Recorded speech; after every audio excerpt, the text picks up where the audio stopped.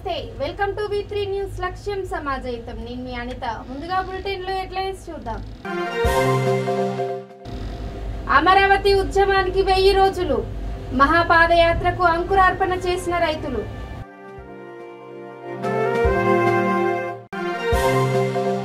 బాసర వద్ద ఉప్పొంగి ప్రవహిస్తున్న పవిత్ర గోదావరి ఆనందం వ్యక్తం చేస్తున్న రైతులు స్థానికులు భక్తులు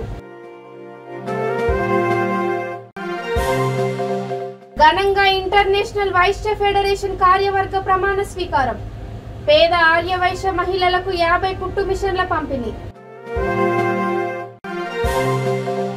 జూనియర్ పంచాయతీ కార్యదర్శులను రెగ్యులరైజ్ చేయాలి సంఘం రాష్ట్ర అధ్యక్షుడు రాజేశ్వరరావు డిమాండ్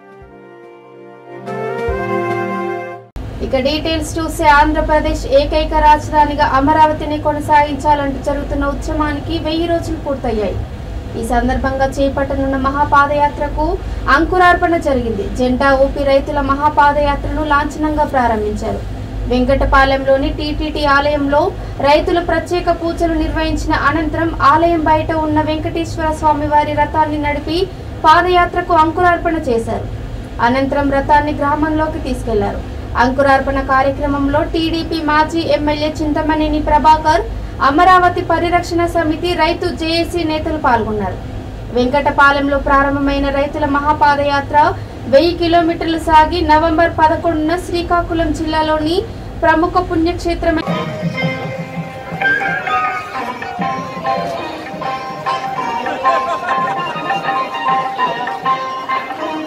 అమరావతి మహాపాదయాత్ర 2.0 వెంకటపాలెం గ్రామం నుండి బయలుదేరింది ఆంధ్ర రాష్ట్ర ప్రజలారా దళిత బహుజనులారా అమరావతి పాదయాత్రకు సంఘీభావం తెలియజేయండి మాతో కలిసి 4 అడుగులు నడవమని విజ్ఞప్తి చేస్తున్నాం అమరావతికి 33,000 ఎకరాల భూములు ఇచ్చినటువంటి రైతన్నలు నిస్సహాయులుగా మారి ఈ రోజున మహాపాదయాత్రగా మీ ముందుకు వస్తున్నాము ఈ ప్రభుత్వం భూములు ఇచ్చినటువంటి రైతన్నలను పట్టించుకోవడం లేదు మాండమస్ తీర్పు ద్వారా హైకోర్టు ఈ రైతులకు న్యాయం చేయండి అని చెప్పినా కానీ 6 నెలలు అవుతున్నా కానీ ఈ ప్రభుత్వం పట్టించుకోవటం లేదు 1000 రోజుల అమరావతి ఉద్యమం ఈ రోజున 1000 రోజులకు చేరుకుంది అందులో భాగంగా ఈ రోజున పాదయాత్రగా మహాపాదయాత్రగా మీ ముందుకు వస్తున్న అమ్మలారా ఆశీర్వదించండి మాతో కలిసి 4 అడుగులు నడవమని విజ్ఞప్తి చేస్తున్నాం జై భీమ్ జై అమరావతి మహారాష్ట్రలో ఇటు తెలంగాణలో గత 2 రోజుల నుండి కురుస్తున్న భారీ వర్షాలకు నిర్మల్ జిల్లాలోని బాసర వద్ద గల పవిత్ర గోదావరి నది ఉప్పొంగి ప్రవహిస్తోంది ప్రస్తుతం గోదావరి నీటితో నిండుకుండను తలపిస్తుంది నది ఒడ్డున ఉన్న శివలింగాలను ముత్తాడుతూ 2 తీరాలను తాకుతూ ఎస్ఆర్ఎస్పీ వైపు ఉరకలు వేస్తోంది గోదావరి నదిలో నీటి మట్టం పెరగడంతో భక్తులు స్థానికులు నది పరివాహక ప్రాంత రైతులు ఆనందం వ్యక్తం చేస్తున్నారు గోదావరి నదిలో నీటి ఉధృతి పెరగడంతో వేదభారతి నిత్యహారతి ఘాట్ వద్ద గోదావరి నదిమ తల్లికి వేదభారతి పాఠం విద్యార్థులు శాంతి పూజలు నిర్వహించారు శ్రీవేదం గత 2 రోజులుగా భారీ వర్షాల వలన బాసర గంగా ఉప్పొంగి ప్రవహిస్తుంది శ్రీ వేదభారతి ఘాట్ యందు ఉద్వాసన మరియు శాంతి పూజ నిర్వహించారు ప్రతిరోజు సాయంత్రం గంగామాతకి రుద్రాభిషేకము రుద్రహోమము నిత్య విహారతి నిర్వహించడం జరుగుతుంది ఇంత ప్రవహిస్తున్న శాంతి మంత్రాలతో గంగామాతకి హారతి పూజ ప్రతి రోజు నిర్వహించబడుతుంది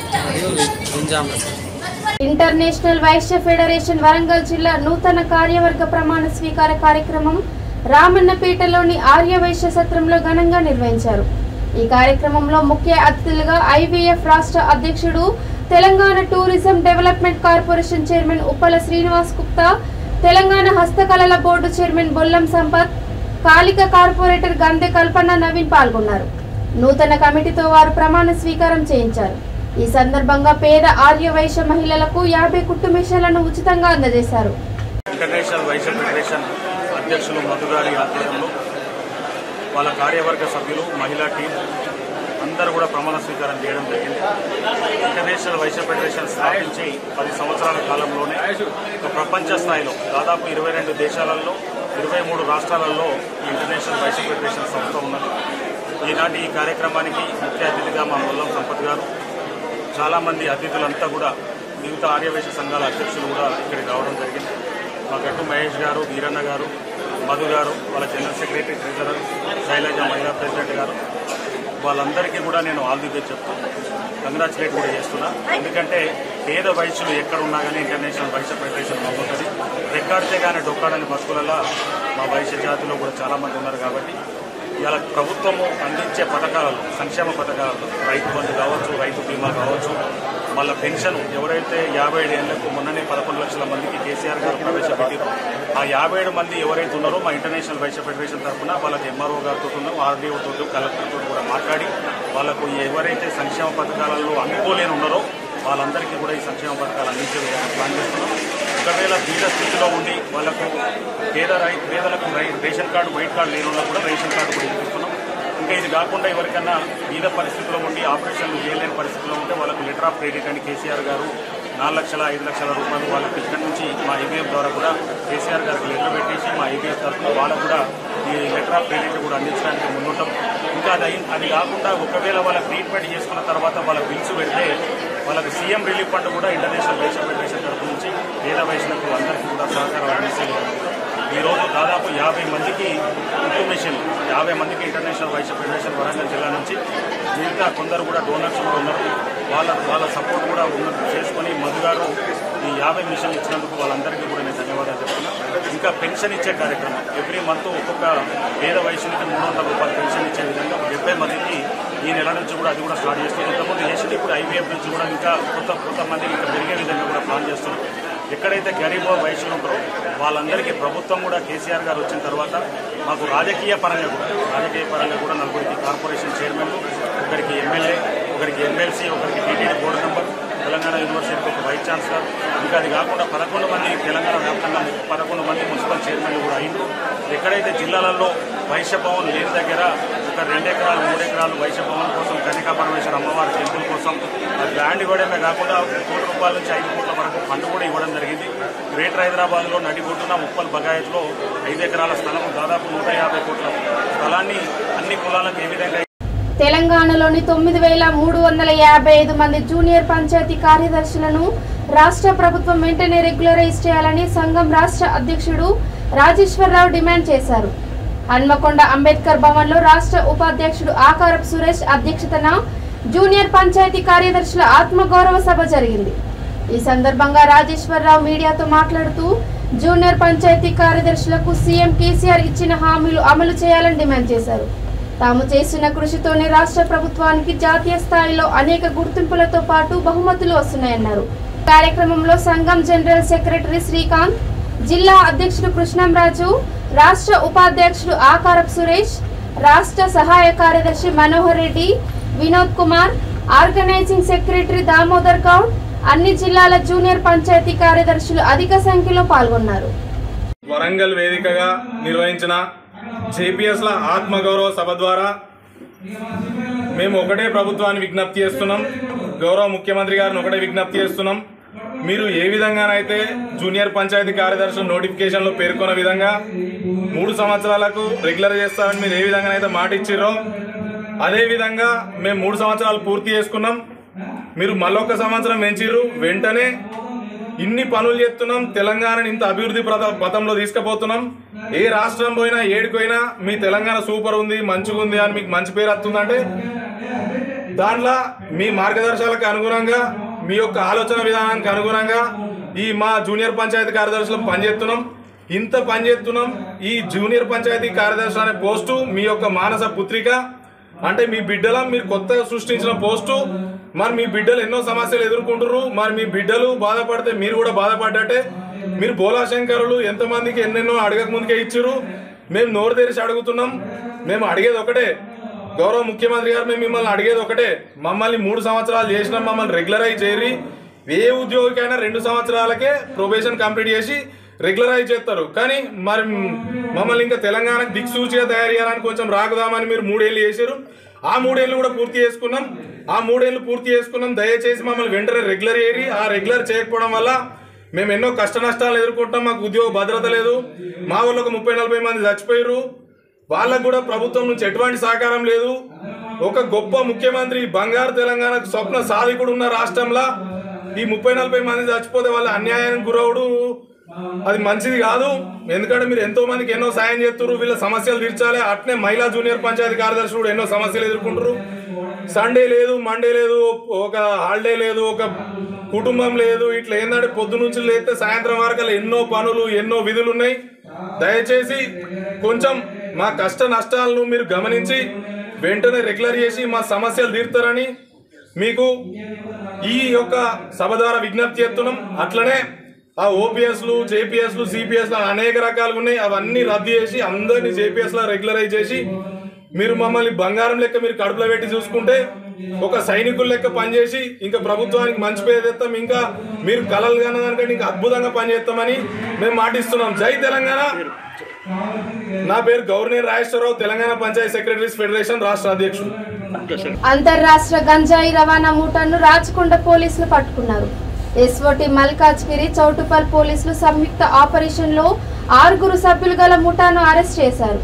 వారి వద్ద నుండి 360 కిలోల గంజాయి, 3 కార్లు, 8 మొబైల్స్, 10,000 రూపాయల నగదు స్వాధీనం చేసుకున్నారు.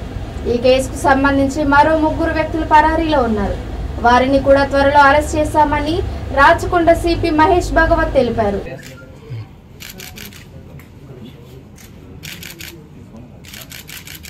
और छोटूपल पुलिस उनके सभी ऑफिसर्स और रैंक्स को मैंने कैश रिवार्ड से नवाजा है. Thank you. ఏపీ మాజీ మంత్రి కొడాలి నానిపై టీడీపీ ఎస్సీ సెల్ రాష్ట్ర అధ్యక్షుడు ఎంఎస్ రాజు విరుచుకుపడ్డారు. అనంతపురం జిల్లా టీడీపీ కార్యాలయంలో మీడియా సమావేశంలో మాట్లాడుతూ కొడాలి నాని టీడీపీ అధినేత చంద్రబాబు నాయుడు, నారా లోకేష్ కుటుంబ సభ్యులపై చేసిన అనుచిత వ్యాఖ్యలను తీవ్రంగా ఖండించారు. కొడాలి నానిపై భౌతిక దాడులకు దిగుతామని ఆయన హెచ్చరించారు. కొడాలి నాని వాడే భాష తీవ్ర అభ్యంతకరంగా ఉన్నాయని, తాము కూడా అదే భాషలో మాట్లాడతామని హెచ్చరించారు.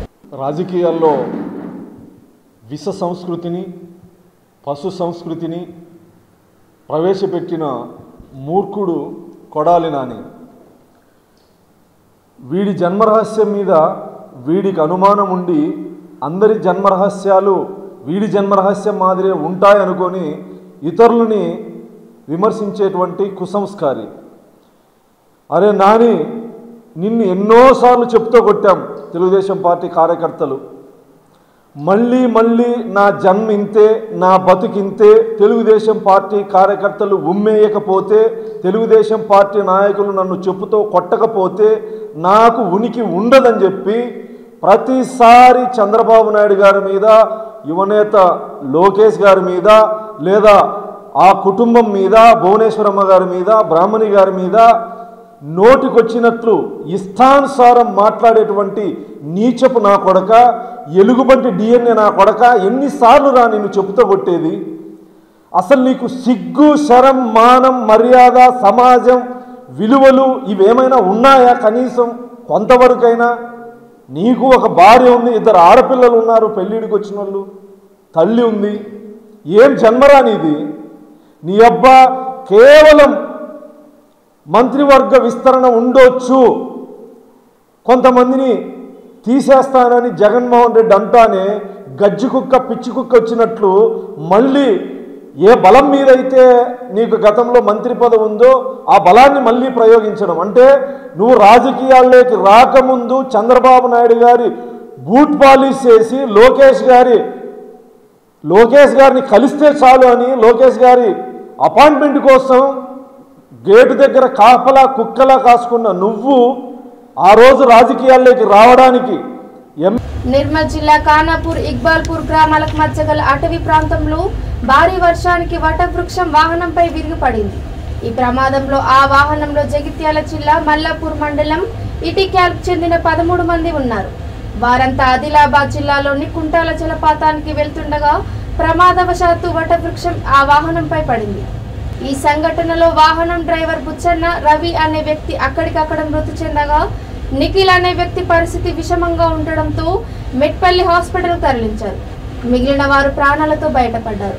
ప్రమాదం జరిగిన విషయం తెలుసుకున్న ఖానాపూర్ గ్రామస్తులు పోలీసులు సంఘటన స్థలానికి చేరుకుని మృతదేహాలను బయట తీశారు. కేసు నమోదు చేసుకుని దర్యాప్తు చేపట్టినట్టు సిఐ అజయ్ బాబు తెలిపారు.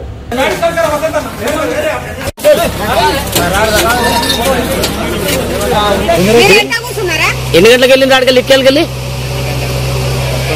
9 అయింది. ఇప్పుడు జరగని ఇక్కడే జరిగింది. మీరు అందులోకెళ్ళి ఉన్నారు. మీరు ఇప్పుడు ఎంతమంది ఉన్నారు అందులో? టోటల్ 13 మంది ఉన్నాయి. ఇప్పుడు 3 ఉన్నారంట. 10 మంది బయటకు వెళ్ళారు. వాళ్ళకి దెబ్బలు తగ్గినా? వాళ్ళకి 3 ఇంకో 2.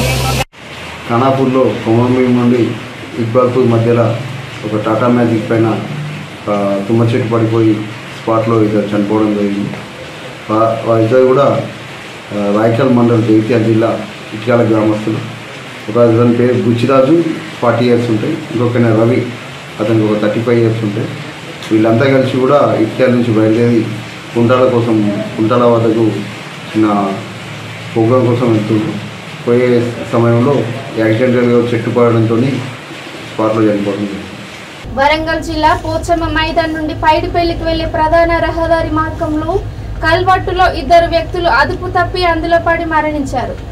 విషయం తెలుసుకున్న ఇంతేజర్గంజ్ సిఐ మల్లేశం హుటాహుటిన సిబ్బందితో సంఘటన స్థలానికి చేరుకుని మృతదేహాలు బయట తీశారు.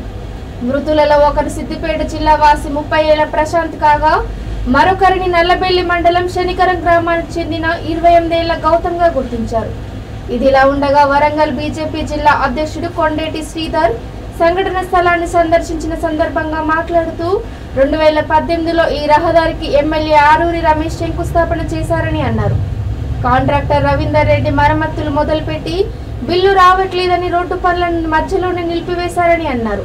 ప్రభుత్వ నిర్లక్ష్యం కారణంగా 2 యువకులు బలయ్యారని ఆరోపించారు. ఏడాది క్రితం కూడా ఓ వ్యక్తి అదుపు తప్పి ఇదే కల్వట్టులో పడి మరణించిన విషయాన్ని ఆయన గుర్తు చేశారు.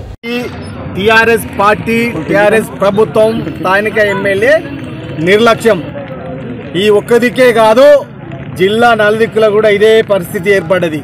ఇదేమో రోడ్లు మరమ్మతు చేయక బిల్లులు ఇవ్వక కమిషన్ల కకృతిపడి నిర్లక్ష్యం వల్ల ఈరోజు ఈ సాగుకు కారణము ప్రభుత్వమే. ఇదే కాదు, నిన్నటికి మొన్న గత దాదాపు 2-3 నెలలు చూస్తున్నాం. హాస్పిటల్ అది మన హాస్టల్లో కూడా ప్రభుత్వ హాస్టల్లో గురుకుల హాస్టల్లో ఈ ప్రభుత్వ నిర్లక్ష్యం వల్ల కాంట్రాక్టర్లకు ఉపయోగి అక్కడ కూడా కకృతి పడడం వల్ల వాళ్ళు అక్కడ ఉన్న వాళ్ళు సామాన్యమైన భారం పడుతుంది తప్ప ఇది కేవలం ప్రభుత్వ నిర్లక్ష్యమే. హాస్టల్ కావచ్చు, హాస్పిటల్ కావచ్చు, రోడ్లు కావచ్చు, అనేక మరి సాగులకు కారణమైన ఈ యొక్క టీఆర్ఎస్ పార్టీ టీఆర్ఎస్ ప్రభుత్వం. అందులో వరంగల్కు సంబంధించిన వర్ధనపేట అరూర్ రమేష్ గారు, సాయిదత్త కన్స్ట్రక్షన్ అయినదే, శ్రీ లక్ష్మీ కన్స్ట్రక్షన్ అయినదే, అనేక మరి కాంట్రాక్టర్ల పేరుతోటి కమిషన్లు కకృతిపడి వాళ్ళని బెదిరించి అధికారులను బెదిరించి బిల్లులు చేసుకొని వాళ్ళు జేబులు నింపుకుంటారు తప్ప మనందరం చూస్తున్నాం. ఇది ఒక కల్వాటు. ఇక్కడ ఏమాత్రం ఏమన్నా మరి డేంజర్ బోర్డు రోడ్ వేయడానికి డేంజర్ బోర్డు నైట్ అవుతుంది, వర్షాలు వస్తున్నాయి, కొత్త తెలియని వాళ్ళు ఇట్లా వస్తారు కాబట్టి కొద్ది దూరంగానే వర్క్ ఇన్ ప్రోగ్రెస్ పెట్టాలి. కానీ అది ఏమి లేవు. అంటే మేము ఏది చేసినా నడుతుంది, మేము చేసిందే న్యాయం, మేము చేసేదే ధర్మం అనే దిశగా ఈ టీఆర్ఎస్ పార్టీ టీఆర్ఎస్ ప్రభుత్వం నిర్లక్ష్యానికి ఇలాంటి సామాన్యులు ఎందరో చనిపోతారు. కళ్ళారా చూస్తున్నారు, చిన్న ముక్కు పచ్చలారని చిన్నపిల్లలాగున్నారు, చిన్న వయసు వాళ్ళు. అంటే ఇలాంటి మళ్ళీ పురోగత కాకుండా చూసుకునే బాధ్యత ప్రభుత్వం పైనది.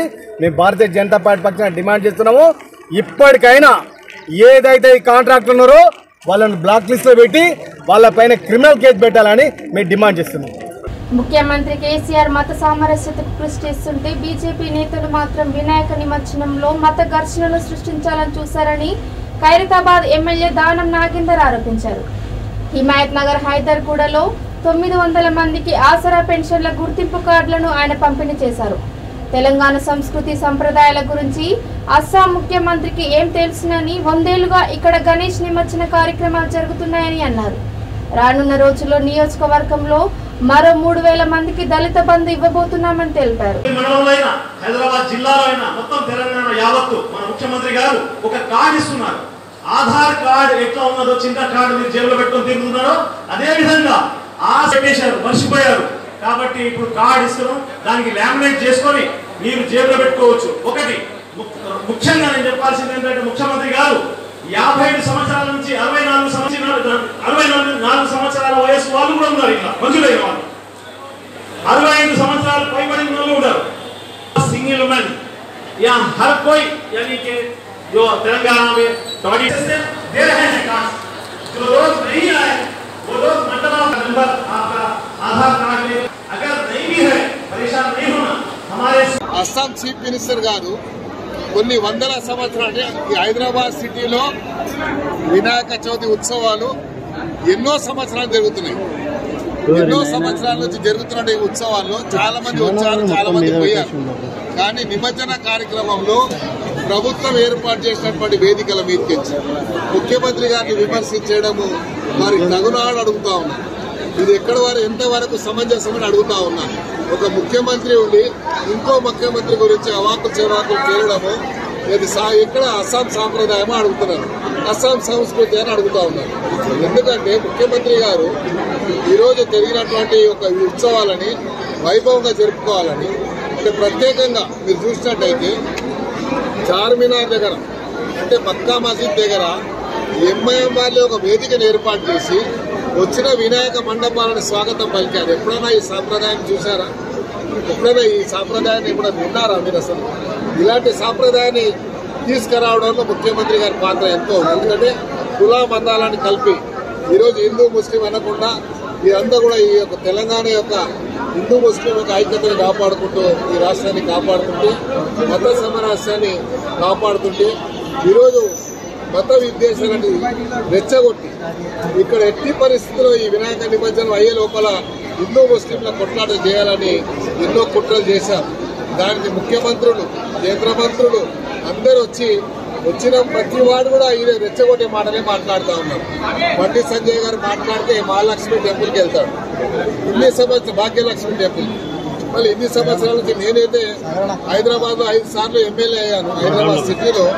మరి ఎప్పుడు నేను బండి సంజయ్ చూడలేదు.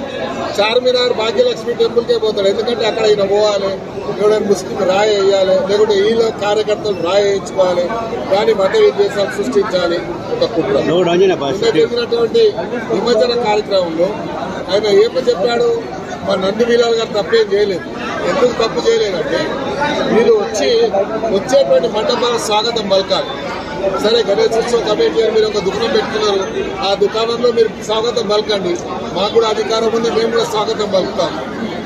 కానీ మీరు అక్కడ వచ్చి రాజకీయం మాట్లాడారు, అదే అడుగుతాను. అందుకే ట్వీట్ చేశాడు కాబట్టి నేను చెప్తున్నాను. ఏం చెప్పాడు? తెలంగాణ సంస్కృతి, తెలంగాణ సాంప్రదాయం ఇదే అడుగుతున్నాడు.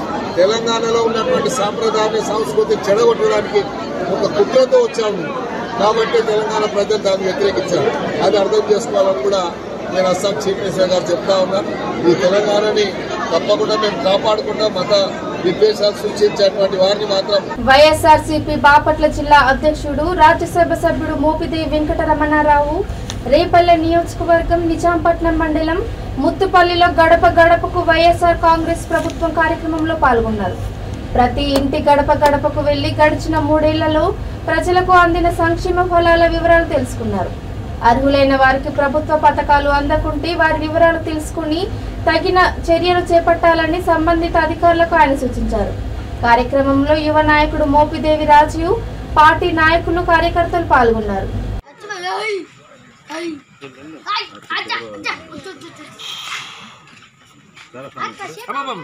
బాపట్ల జిల్లా రేపల్లి నియోజకవర్గం నిజాంపట్నం మండలంలోని ముత్తుపల్లి గ్రామంలో గడప గడపకు మన ప్రభుత్వం కార్యక్రమంలో ఎంపీ మోపిదేవి వెంకటరమణారావు పాల్గొన్నారు. ఈ సందర్భంగా ప్రజలతో ఎంపీ మోపిదేవి వెంకటరమణారావు మాట్లాడుతూ 3 సంవత్సరాలలో ప్రభుత్వం యొక్క సంక్షేమ పథకాలు లబ్ధిదారులకు ఏ విధంగా అందుతున్నాయనే అంశాలను ప్రజల వద్దకే వెళ్లి తెలుసుకోమని సీఎం వైఎస్ జగన్మోహన్ రెడ్డి తమను పంపించడం జరిగింది అని, అదేవిధంగా రాబోయే రోజుల్లో సీఎం వైఎస్ జగన్మోహన్ రెడ్డి మరిన్ని సంక్షేమ పథకాలు అమలు చేస్తారు. కావున వైసీపీ ప్రభుత్వానికి మరియు సీఎం వైఎస్ జగన్మోహన్ రెడ్డికి ప్రజలందరూ అండగా ఉండాలి అని ఎంపీ మోపిదేవి వెంకటరమణారావు ప్రజలకు తెలియజేయడం జరుగుతుంది.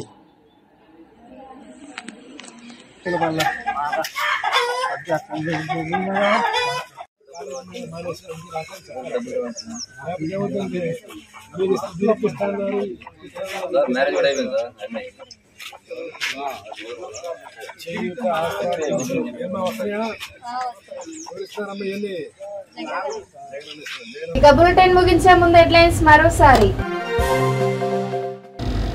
అమరావతి ఉద్యమానికి 1000 రోజులు, మహాపాదయాత్రకు అంకురార్పణ చేసిన రైతులు.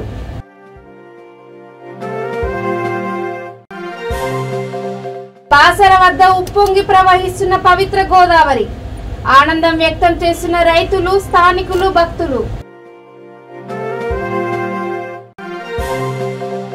ఘనంగా ఇంటర్నేషనల్ వైశ్య ఫెడరేషన్ కార్యవర్గ ప్రమాణ స్వీకారం, పేద ఆర్యవైశ్య మహిళలకు 50 కుట్టు మిషన్ల పంపిణీ. జూనియర్ పంచాయతీ కార్యదర్శులను రెగ్యులరైజ్ చేయాలి, సంఘం రాష్ట్ర అధ్యక్షుడు రాజేశ్వరరావు డిమాండ్. ఇవి ఇప్పటి వరకు అప్డేట్స్. చూస్తూనే ఉండండి V3 న్యూస్. లక్ష్యం సమాజం. నమస్కారం.